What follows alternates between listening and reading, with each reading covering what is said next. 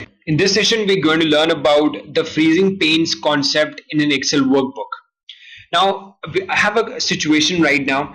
I have this workbook in which I have this table which contains the employee code and other identity information related to an individual. Now, since there are a lot of individuals in my organization, I start scrolling it downwards, and maybe at the 50th line over here, I'm left in a dilemma. So, what was really the heading of, say, this column at the top, or what was the heading of diagram? This column at the top, which is indicated by Digaria, and this is not just for this row itself.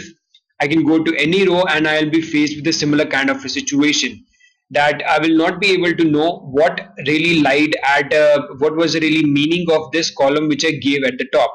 Now, if the first solution to this problem is that I can again go back and forth between the row itself and then start looking what does these columns names in row 4 actually hold up.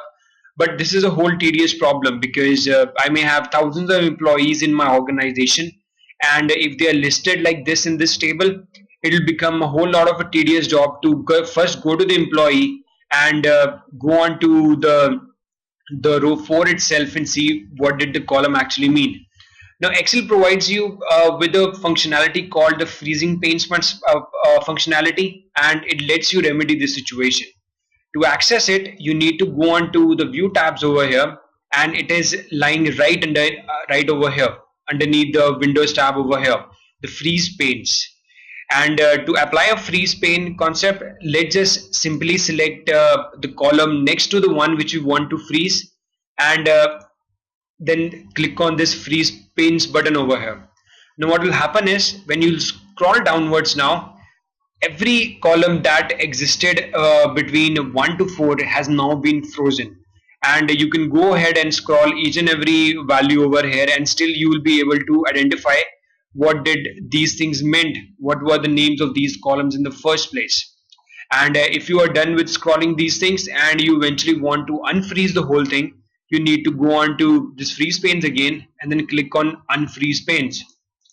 Now there's one thing that is to be noted about this concept is that whenever you're going to freeze up a pane, you need to select the next row beyond which you want to freeze the panes. So like in this case, I wanted to freeze every row before the 4th row, so I had to select the 5th row before that and then go on to the freeze panes concept and so forth.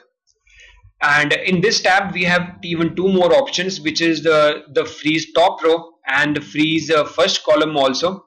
The freezing the top row would again freeze the first row only, and scrolling it downwards would still give you the first row, the view of the first row, but not any underneath it. So unfreeze it first, and then I can go ahead. Then the other option available to us is that I can freeze the first column. So in this case, you can see the first column has been frozen, and if I scroll right now, the employee code would be visible to me throughout. So the first column has been effectively frozen, and it will always be in my sight whenever I want to look at it.